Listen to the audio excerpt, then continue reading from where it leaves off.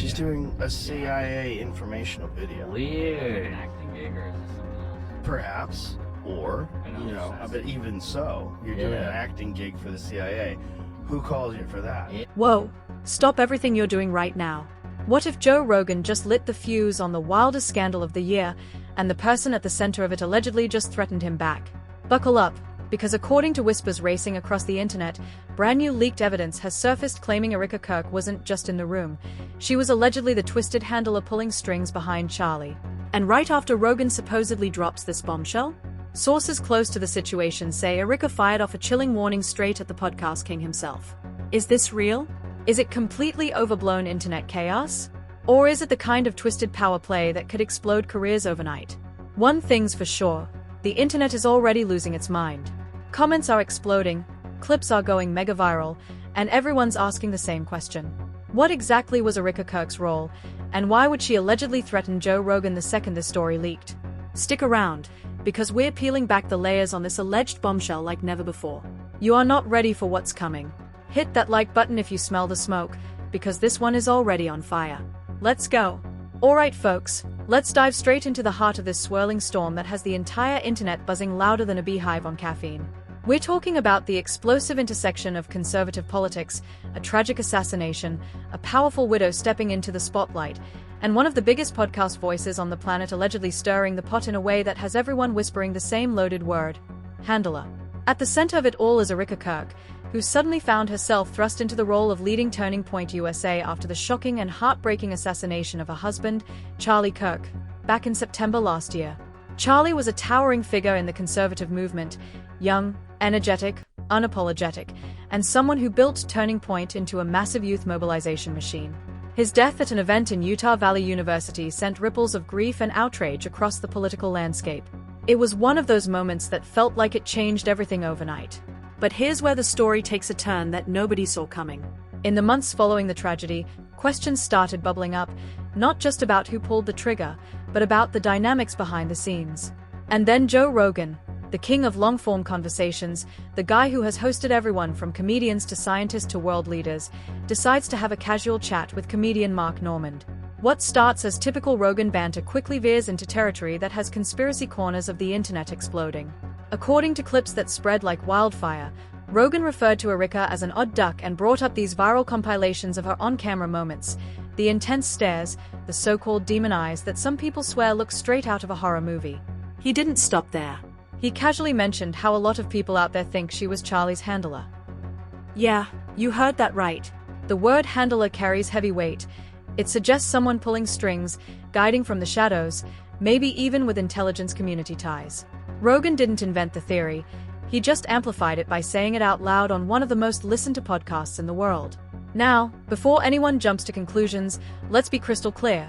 These are swirling online speculations, unverified theories, and the kind of chatter that thrives in comment sections and anonymous forums. But once Rogan says it, it's no longer buried in some dark corner of Reddit or X. It hits the mainstream radar instantly. What makes this even juicier is the timing.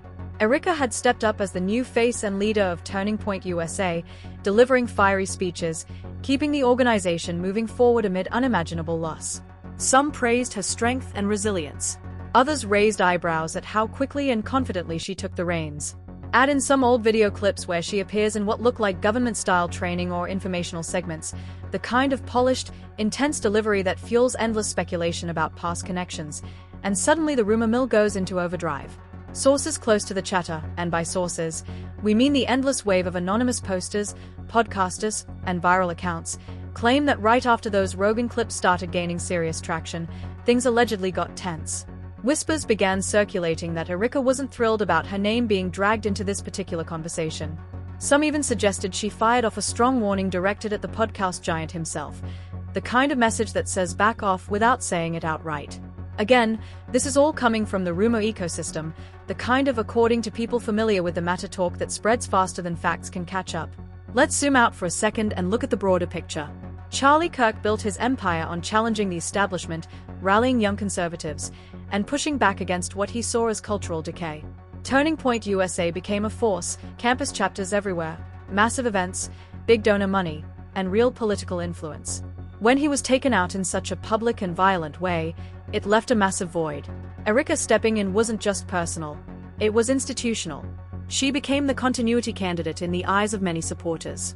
But continuity also breeds suspicion in today's hyperpolarized world.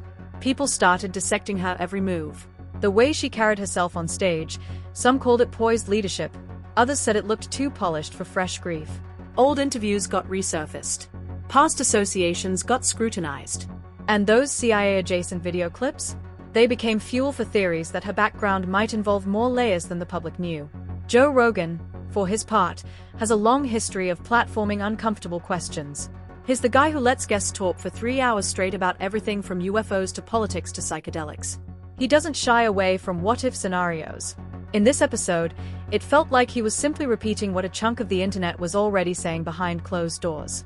But repeating it on JRE? That's nuclear in today's attention economy. The sarcasm here is thick. 1 minute you're mourning a fallen leader. The next minute the internet is turning his widow into the star of the latest conspiracy thriller. It's almost cinematic. The grieving spouse who suddenly inherits the kingdom, complete with intense eye contact that spawns meme compilations and handler hashtags. Public reaction has been predictably split. On one side, loyal Turning Point supporters rally behind Erika, calling the theories disrespectful to a widow trying to honor her husband's legacy. They argue it's classic conspiracy brain, connecting dots that don't exist just to create drama. On the other side, the skeptic crowd points to the speed of her ascension, the polished media appearances, and those old clips as reasons to keep asking questions. Where there's smoke, they say, even when the fire might just be keyboard warriors fanning flames. And Rogan? He's sitting in his studio, probably puffing on a cigar, dropping these observations like they are no big deal, while the internet treats it like the revelation of the century. That's the Rogan effect in a nutshell. Casual conversation becomes cultural earthquake. As the clips spread, the comment sections turned into battlegrounds. Some users defended Erika fiercely. She lost her husband in a horrific way and you people are making up spy novels. Others went full throttle. The handler theory explains everything: the control, the confidence, the connections. It's the perfect storm of grief, power transition, and modern conspiracy culture colliding at full speed. What's fascinating is how quickly this moved from niche podcast banter to mainstream watercooler talk. Clips got clipped again, reacted to by other influencers, turned into TikTok soundbites, and debated on late-night streams. Everyone has an opinion, even if they admit they don't have all the facts. This isn't just about one podcast episode. It taps into deeper distrust of political organizations, of sudden power shifts, of polished public personas, and of how quickly narratives form in the digital age. Charlie's assassination already felt like something ripped from a thriller. Now the aftermath is providing sequel-level drama. And right in the middle sits Erika Kirk, navigating leadership, public scrutiny, and now these swirling handler whispers that Rogan helped push into the spotlight. Whether any of it holds water or it's all smoke and mirrors remains to be seen. But one thing is undeniable. The conversation isn't dying down anytime soon. The internet loves a good mystery, especially when it involves power, tragedy, and larger-than-life personalities.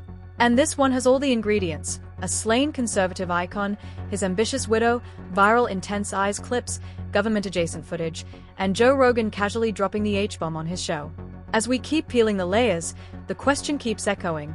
How much of this is real intrigue, and how much is the internet's favorite pastime, turning tragedy into entertainment? The saga is just heating up, and if the early reactions are any indication, we're all along for the ride. Picking up right where we left off, the rumor mill isn't just spinning, it's doing full acrobatics. Once Joe Rogan uttered those words about the handler theory, it was like tossing a match into a dry forest. Anonymous accounts started claiming that new evidence or leaked bits of information were circulating behind the scenes, things that supposedly painted a more complex picture of Erika's past and her relationship with the conservative movement's inner workings. Let's talk about the so-called leaked elements that people are buzzing about. According to the chatter, and remember, we're dealing with the wild west of online sources here. Some corners claim there are documents, old videos, or insider accounts suggesting Erika had connections that went beyond typical political networking. We're talking appearances and training-style videos that look straight out of an intelligence briefing, the kind where delivery is calm, controlled, and intensely focused. Critics say it looks too professional for someone who was supposedly just an ordinary spouse in the background. Add to that the rapid transition of power at Turning Point USA. One day Charlie is the face and driving force.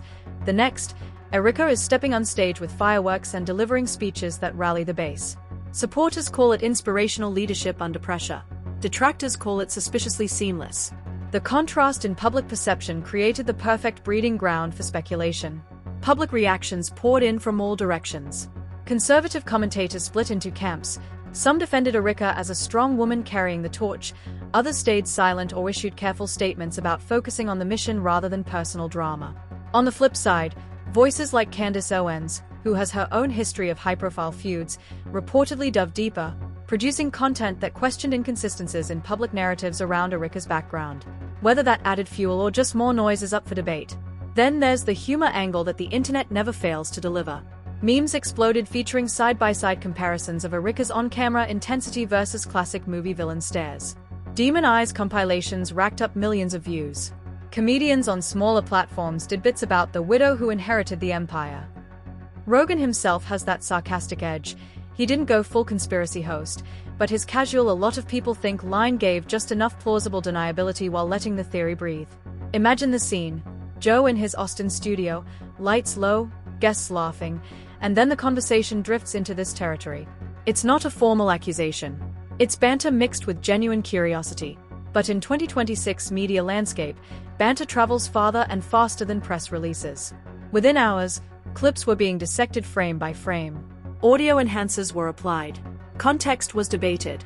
And the threat angle entered the chat. According to circulating stories, after the episode dropped and gained traction, Erika or someone in her orbit allegedly sent a strong message warning Rogan to tread carefully. Some versions describe it as a legal-style warning about defamation or damaging the organization's reputation. Others frame it as a more personal "don't drag my family into this" plea. Either way, the idea that the podcast giant might have received pushback only made the story hotter. Rogan getting threatened. That's clickbait gold in itself. Let's inject some sarcasm here because this whole situation deserves it. Here we have one of the most independent voices in media, a guy who built his brand on saying what others won't, suddenly facing alleged heat for repeating internet gossip. Meanwhile, the organization he indirectly spotlighted is trying to project strength and unity in the wake of tragedy. It's like watching two titans of influence circle each other while the audience eats popcorn. Deeper into the scandal breakdown, people started digging into past incidents that added layers to the controversy. Erika's pre-Charlie public profile got examined under a microscope. Any government or institutional ties were highlighted. Old quotes were clipped and remixed. The lavish lifestyle elements that come with running a major nonprofit, events, travel, donor circles, got exaggerated into tales of excess and hidden power structures.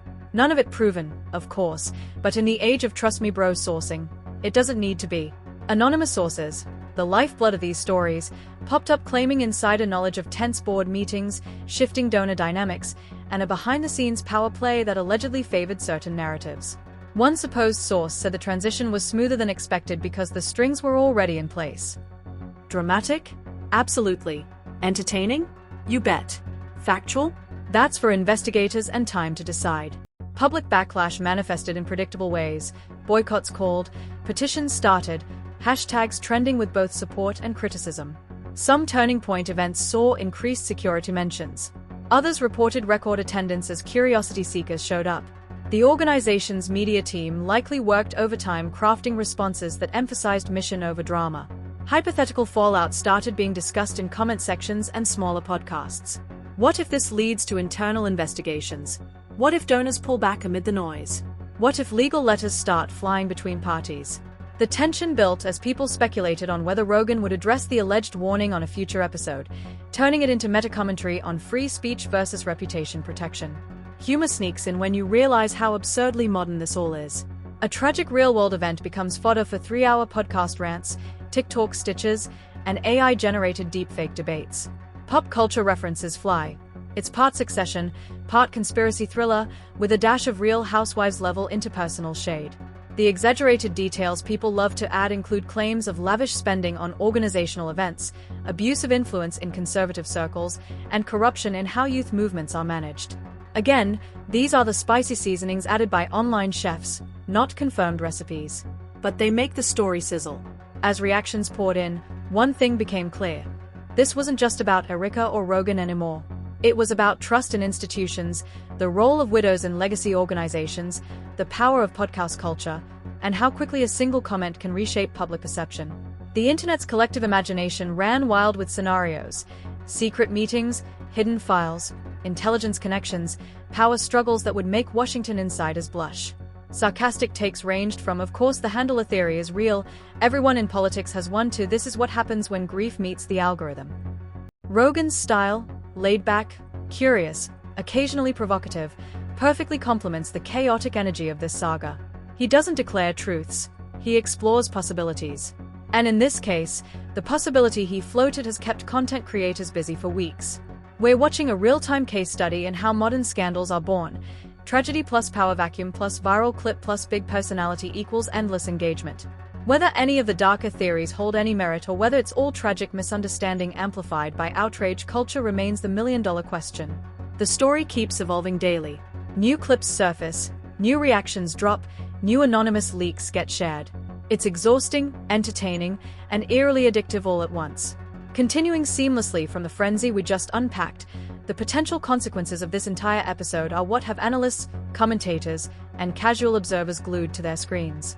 If the alleged threat or warning to Joe Rogan is even partially true, it raises bigger questions about where free speech ends and protecting a public figure's reputation begins, especially in the sensitive context of recent tragedy. Legal experts, the ones who appear on every hot take channel, have weighed in hypothetically. Could a strong warning cross into intimidation territory?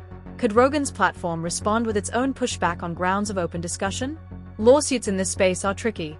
Defamation cases require proving actual malice or reckless disregard, and podcast banter sits in a gray area between opinion and fact.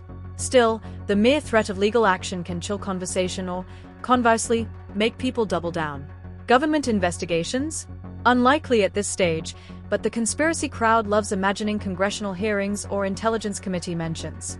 Turning Point USA, being a nonprofit with significant influence, already operates under scrutiny from various angles: donor transparency, tax status, political activities. Any additional noise could invite unwanted official eyes, even if nothing substantive comes of it. Public backlash has been fierce and multifaceted. Supporters of Erika and the organization flood social media with messages of solidarity. "Leave her alone, she's mourning and leading." Critics keep the pressure on with memes, video essays, and calls for more transparency. The divide mirrors larger cultural splits: trust the official narrative versus question everything. Financial ripple effects get speculated about endlessly. Major donors watching from the sidelines might pause contributions if the drama distracts from the mission. Event attendance could swing wildly, some events boosted by curiosity, others hurt by boycotts. In the nonprofit world, perception is currency, and right now the perception is complicated. Hypothetical resignations or internal shakeups get whispered about in private channels. Could the board face pressure to clarify leadership structure? Could key staffers distance themselves to avoid the spotlight? These are the what-if scenarios that keep late-night streams running for hours. The tension builds when you consider the human element. Behind all the theories and clips is a woman who lost her husband in a violent public attack. Grief looks different for everyone, and turning personal pain into public spectacle feels cruel to many. At the same time, when someone steps into a high-visibility leadership role, the microscope comes with the territory. Rogan's own position is fascinating. He's faced backlash before, from Spotify deals to guest choices to controversial episodes. This feels different because it touches on a fresh national wound in conservative circles. Will he double down in a future episode? Will he have Erika on for a conversation? Or will he let the clip live its life while moving on to the next topic? His track record suggests he enjoys the chaos without getting consumed by it. Sarcasm alert: nothing says honoring the legacy like turning the widow into the main character of an internet spy novel. The humor writes itself when you mix political tragedy with demonized memes and handle a fan fiction. It's dark comedy at its most unhinged. Exaggerated tales of abuse of power include stories of alleged heavy-handed control over messaging, donor influence, and narrative shaping. Lavish event spending gets highlighted as evidence of detachment from grassroots reality. None of it is courtroom ready, but it sure makes for compelling YouTube thumbnails. The broader fallout could reshape how conservative youth organizations operate. More caution around public personas? Tighter vetting of leaders? Or perhaps a defiant doubling down on unfiltered messaging? Time will tell. What keeps this story alive is the open-ended nature of it all. No smoking gun has emerged. No definitive proof of any grand conspiracy. Just layers of speculation, viral moments, and powerful personalities clashing in the public square. As the dust, or smoke, settles, the real winner might be engagement metrics. Channels covering this saga see spikes in views. Podcasts referencing it gain downloads. The algorithm rewards controversy, and this one delivers in spades. Provocative questions linger. How should society balance mourning with accountability? When does speculation become harmful? Does Joe Rogan have a responsibility to contextualize his casual comments, or is that the audience's job? And most intriguingly, what really happens behind the curtains of these influential movements? The saga of Erika Kirk, Charlie's legacy, and the Rogan-adjacent drama serves as a mirror to our times. We crave truth, but we also crave drama. We demand transparency, yet we feast on ambiguity. We mourn publicly while dissecting privately. In the end, whether the handler theory is wild fiction or has kernels of truth buried somewhere, the conversation itself reveals how fractured trust has become. People no longer accept simple stories. Every power transition, every public figure, every tragedy gets run through the conspiracy filter. This story isn't over. New developments could drop tomorrow. Another clip, another statement, another leaked document. Until then, the internet will keep doing what it does best: speculating, memeing, and turning real human events into serialized entertainment. The smoke is thick, the fire is debatable, but the audience remains hooked. And in the attention economy, that might be the only undeniable truth. And there you have it, folks, the full alleged saga that has the internet completely divided, obsessed, and hitting refresh every 5 minutes. From the tragic loss of Charlie Kirk to Erika stepping into the spotlight, to Joe Rogan casually dropping that explosive handler theory on his show, and the whispers of a strong warning fired back in his direction, this story has every ingredient of a modern political thriller. But here's the real question that should keep you up at night: how much of this is pure internet smoke, and how much is something deeper that we're not being told? Is Erika Kirk simply a grieving widow fighting to keep her husband's legacy alive, or is there a more complex web of influence and power at play? Was Rogan just having fun with viral memes, or did he accidentally stumble onto something that powerful people would rather stay buried? We may never get the full truth, but one thing is crystal clear: the conversation is far from over, and the stakes feel higher every single day. If this breakdown shocked you, made you laugh, or got your mind racing with even more questions, do me a massive favor right now: smash that like button as hard as you can. It tells the algorithm this is the kind of raw, unfiltered commentary you actually want more of. Drop your hottest take in the comments below. No filters. Do you think the handler theory is total nonsense, or does it explain too many things? Would you want to see Joe Rogan sit down with Erika for a no-holds-barred conversation? Or should everyone just let the family grieve in peace? Tell me your wildest theory. I read every single comment. And if you're new here and you love this mix of sarcasm, deep dives, and zero BS takes on the stories everyone else is scared to touch, hit subscribe and turn on notifications. We drop fresh exposés like this every single week, the kind of content that actually makes you think while keeping it wildly entertaining. Share this video with someone who needs to see it. The more people talking about it, the harder it becomes for these stories to stay hidden. Thanks for riding this roller coaster with me. Stay curious, stay skeptical, and I'll see you in the next one. Because trust me, with the way things are going in 2026, the next scandal is probably already cooking. Until then, keep questioning everything. Peace. Fire.